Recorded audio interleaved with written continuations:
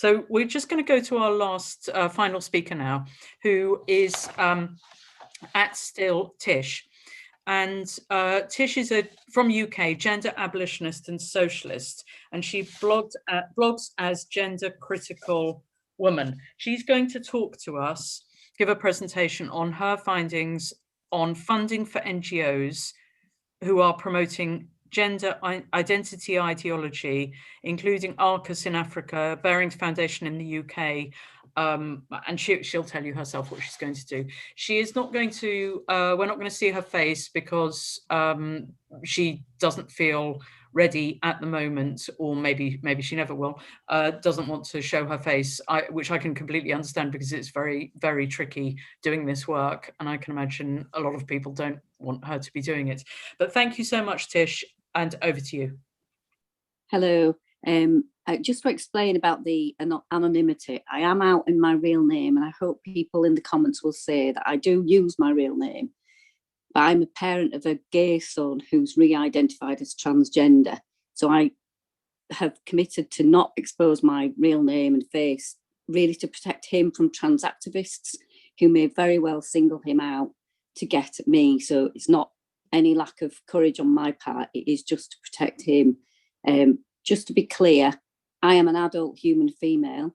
I fight for women's sex-based rights. My son doesn't use female sex spaces, and I unashamedly centre women, biological women, in my feminism. I was inspired by Jennifer Billick to look at the foundation's funding gender identity ideology. I certainly was not particularly, I was a bit sceptical when I first started looking at Jennifer's work. I didn't think it would be a big influence in the UK, but it didn't take long to convince me that I was completely wrong. In the UK, it manifests itself in a slightly different way because we have a National Health Service, but substantively it operates globally. These foundations operate globally and they deploy similar strategies here in the UK and globally. So I've looked at, these are the foundations that I've already looked at. There will be some links later on to blogs that I've done on all except the Open Society Foundation, which I am doing some work on, but I haven't published on that yet. But for the purposes of today, because I'm speaking from the UK, I'm going to look at the Barings Foundation. These are only 4. There are many more. This is a globally funded movement. It's frightening how much money there is in this. So Barings Bank is a very old established bank in the UK. And those of you may remember that it was brought down by Nick Leeson, who was a rogue trader. So the Barings Bank doesn't exist, but Barings Foundation still exists. And the reason I looked at this was because there's a cross-party working group in the UK Parliament, APPG, All Parliamentary Group on LGBTQ. The Barings Foundation fund this group, and they route the money by Kaleidoscope Trust, who are a trans lobby group. Stonewall is involved, they jointly service this group, and Stonewall, as we now know, is basically a trans lobby group. The parliamentary researcher that works for APBG came out of an organisation called, I want to say IGLO, but it's an international organisation for supposedly gay and lesbian rights. It's basically pushing transgender ideology and wants to embed it in the law. Just as a side issue, I have personally had dialogue with a gay male MP and a lesbian MP who are deeply unhappy with the way the APBG is going on these issues for gay rights in the UK. So that's one chink of light. I'm sure most people in this group, certainly within Europe, may have already heard of the Denton's report. That was a report that was basically a blueprint on how to embed gender identity ideology in law by stealth. It recommends avoiding press coverage. It attached gender identity to popular causes, which is called forced teaming. And you could do no better than look at Dr. M, whose Twitter handle is included there, to see her work on there. That's my blog. It contains a link to 2 versions of the full document, because that document was removed from the Denton's website. So many of us grabbed a copy to make sure that it didn't disappear. Barings Foundation also fund a Stonewall employee, and this is where Laetitia's earlier presentation has some overlap, because They embedded a member of staff in the Department for International Development. They decide where all the overseas aid goes. They're very explicitly wanting to embed LGBT plus agenda in overseas. From where I'm looking, it looks like it's mostly embedding transgender ideology. It seems to be having a negative impact, I would argue, on lesbian, gay, bisexual rights. That's just to give you an idea. The Barings Foundation code their activity under a heading called International Development, which, you know, sounds fine. In actual fact, everything that they fund is pushing LGBTQ issues. And when I say LGBTQ, it really is transgender, queer theory led. All of this is perfectly legal. Private charitable foundations can allocate monies as they wish, and they are transparent about that. This is a list of all the charities, and without exception, they either focus completely on transgender issues, or they make it clear they are, inverted commas, inclusive of those who determine their attraction based on gender, not sex.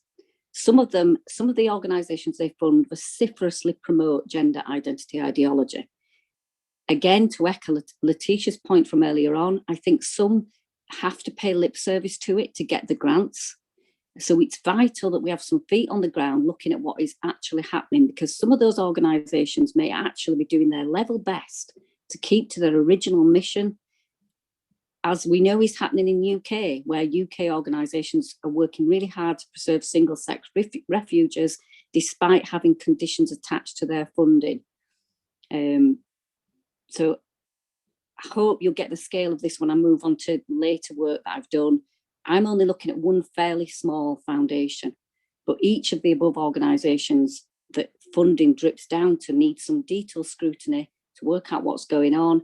Are they completely captured and a lost hope, or could some be rescued if we were able to get some grassroots funding so that they could avoid having to pay lip service or implement policy that they don't agree with?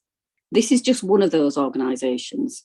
And again, what I find is a lot of the organisations, they look like they're one thing and they're actually something completely different. So this is called the Social Health and Empowerment Feminist Collection. So you would assume it would be female-led and it would be feminist. In actual fact, it's for trans-identifying males. Very early on, one of the things that they did was they demanded to be included in a discussion on women's reproductive and sexual health rights, nothing to do with men. They also hosted a trans diva beauty pageant, which, if memory serves me, was with the Diva magazine in the UK, which some of you will know is run by a lesbian who also funded a museum to Jack the Ripper, the serial killer in London, so not a feminist ally. Another thing that she also puts on their website is a denial of sexual orientation, basically saying, well, you can see the quote there, contrary to popular belief, a sexual orientation is not solely based on sexual attraction. So again, to echo what Laetitia said, this is neocolonialism. We are embedding gender identity ideology globally. Barings Foundation, there is a particular focus on former UK colonies. This is exactly what it is. It's a new form of colonialism. And it's interesting that in the UK, we've got many people on the left arguing that sex is a Western colonial imperialist social construct. They're actually missing the actual colonialism that is happening right under their nose. These are some questions that I try to answer on my blog. ARCA's funding. We get accused of being Christian evangelicals and aligned with them. Actually, a lot of ARCA's funding goes to Christian evangelicals. There is a link between Black Lives Matter and transgender ideology. And somebody following on from my work built on it. She's called Cassandra at Sex Not Gender on Twitter. She did an article following the funding links with Black Lives Matter. Why are the Guardians so woeful on this topic? I've also blogged on that. They have a Scott Trust, oversees them, and a member of the Scott Trust is also on a board of a foundation called the Paul Hamlin Foundation. The Paul Hamlin Foundation funds mermaids and transgender lobbying groups. That, I would argue, is one reason why the Guardian in the UK is so poor on this topic. How is the media subject to influence from foundations? I'm told that Open Society Foundation funds the Guardian in the US. There are whole sections, which will come out in my next piece, that are foundations where they specifically target lesbian and gay media to give them money. And then you find that that lesbian and gay media is focusing on transgender ideology, not lesbian and gay rights. What is the link between disability rights activism and rebadging prostitution as sex work?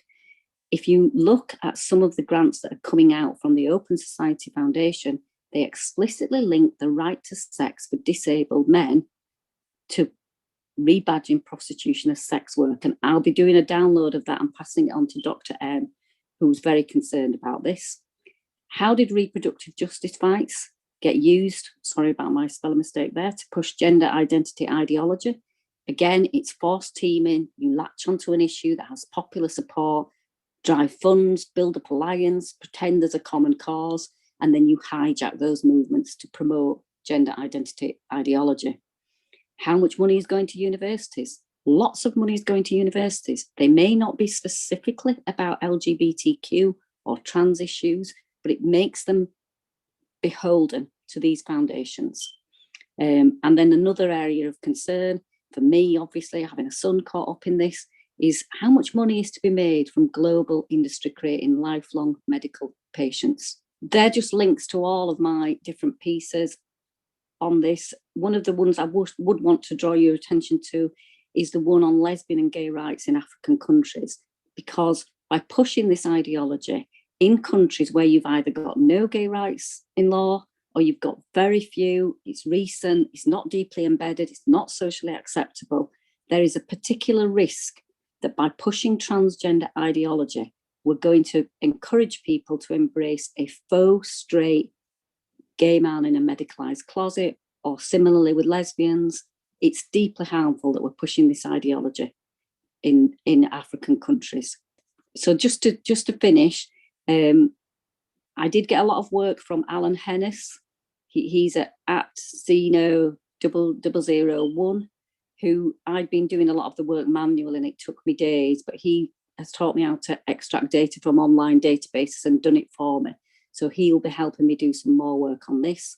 My blog covers research on transgender medicine, who is being transitioned, gay males, lesbians, autistic kids, and also a lot of kids in care. I've also blogged on that. I look at judicial cases, so cases where men are put in female prisons. I've been looking at cases that go back as far as 2009 in the UK. I also look at the organisations that are promoting gender ideology in schools. So I think I've probably done about 10 pieces on transgender packs for schools.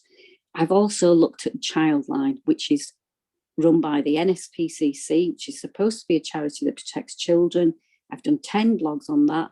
They promote some horrendous porn, and they also promote queer theory to children or under 18s. And then, as you can see, I've latterly started to do work on charitable foundations funding the institution of transgender ideology. I've got heaps of data. I've already had people that contacted me on Twitter. I can do a bespoke search if you want me to look at a particular foundation or an organisation that's near you, or you want me to do a country-based search so you can see what's happening in your area or any particular issue. I can do.